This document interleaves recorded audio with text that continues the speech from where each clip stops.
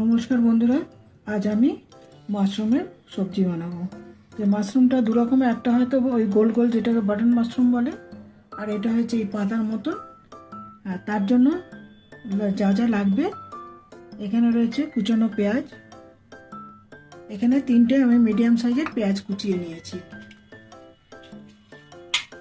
এখানে রয়েছে একটা টমেটো, হলুদ, লাল লঙ্কার গুঁড়ো, জিরের গুঁড়ো আর এই ধনের গুঁড়ো।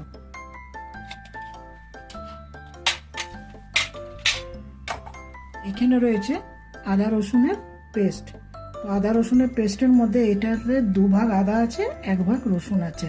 এই মাশরুমগুলোকে আমি ধুয়ে, এই যে পাতা পাতা ছিল এগুলোকে আমি এইভাবে মাঝখান থেকে এরকমভাবে চিড়ে চিড়ে এইভাবে এগুলোকে কেটে নিয়েছি। আর নিচের যে মোটা ডাঁটিগুলো ওগুলো কিন্তু ফেলিনি, ওগুলোকেও এরকম পাতলা পাতলা করে কেটে দিয়েছি। তো এই রয়েছে মাশরুম। এই যে এদিকে কড়াইয়ে তেল দিয়েছি, তেলটা গরম হয়ে গেছে। এখন এর মধ্যে আমি কিছু গরম মশলা দেবো, এই যে লবঙ্গ, এলাচ আর দারচিনি। 3টে লবঙ্গ, 2টো এলাচ আর 2 টুকরো দারচিনি। এটা যেই হয়ে যাবে আমি পেঁয়াজটা এর মধ্যে দিয়ে দেবো।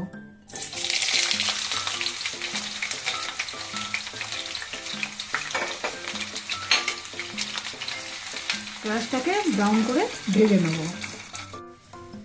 পেঁয়াজগুলো আমার ব্রাউন করে ভাজা হয়ে গেছে। এবার আমি পেঁয়াজগুলোকে তুলে ফেলবো।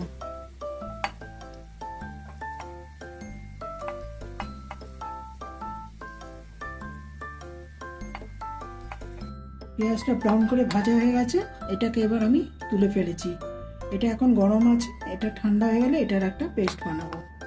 আর এখানে রয়েছে আদা রসুনের পেস্ট, আর এই যে টমেটো যেটা দেখিয়েছিলাম সেই টমেটোর এটাও একটা পেস্ট তৈরি করেছি। এখন তেলের মধ্যে আমি প্রথমে 1 চামচ আদা রসুনের পেস্ট দিয়ে দিচ্ছি। এটা একটু ভাজা ভাজা যেই হয়ে যাবে, যেই ভাজা ভাজা হয়ে যাবে একটুখানি সামান্য, তারপরে আমি এই টমেটোর পেস্টটা এর মধ্যে দিয়ে দেবো। টমেটোটা ভালো করে কষানো হয়ে গেছে। এরপরে এর মধ্যে আমি ওই যে পেঁয়াজটা ভেজে রেখেছিলাম ওইটার একটা পেস্ট তৈরি করেছি। এটাকে দিয়ে বেশি কষাবো না, কেন এটা অলরেডি ব্রাউন করে ভাজা ছিল। একটু নাড়াচাড়া করি, আমি এর মধ্যে এগুলো মাশরুমগুলো দিয়ে দেবো। পেঁয়াজ বাটাটা দিয়ে এই যে কষানো হয়ে গেছে, এরপরে আমি মাশরুমগুলোকে এর মধ্যে ঢেলে দিচ্ছি। একটু একটু করে ঢালবো, একটু মশতে থাকবে আর একটু একটু করে নাড়তে থাকবে। এরপরে পুরো মাশরুমটা দেবো। আর নুন দেবো। নুন এটা 4 চামচের ভরে 1 চামচ নুন দেবো। তারপরে যার যেরকম লাগে এর মধ্যে হলুদ দেবো। সব রকমের মশলাগুলো এখন এর মধ্যে এক এক করে দিতে থাকবো। আগে মাশরুমগুলো পুরো ঢেলে নিই, তারপরে সব মশলাগুলো এক এক করে এর মধ্যে দেবো। এরপরে এর মধ্যে এক এক করে মশলা দিয়ে দিচ্ছি। প্রথমেই দিয়ে দিলাম নুন, এরপরে দিয়ে দিলাম হলুদ, লাল লঙ্কার গুঁড়ো, জিরের গুঁড়ো, ধনের গুঁড়ো, আর এখানে রয়েছে একটুখানি কাসুরি মেথি। এটা একদম শেষে দেবো, একদম যত সামান্য। এটা দিলে পরে না একটা সুন্দর ফ্লেভার আসবে, অথচ কাসুরি মেথির গন্ধটা ওপরে উঠে আসবে না। এটা গরম মশলা কাসুরি মেথি দুটো মিলিয়ে খুব সুন্দর একটা ফ্লেভার আসবে। এটা একদম শেষে দেবো। এখন এটাকে খুব ভালো করে কষাবো। আমার মাশরুমটা হয়ে এসছে। এবার আমি এর মধ্যে দিয়ে দিচ্ছি একটু গরম মশলা।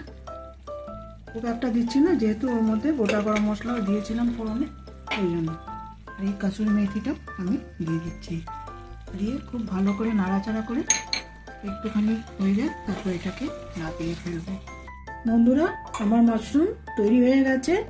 এই পাতা মাশরুমটা, যদি আমার রেসিপিটা ভালো লাগে তাহলে লাইক, কমেন্ট, শেয়ার আর সাবস্ক্রাইব করবে। আর বেল আইকনটা অতি অবশ্যই প্রেস করো।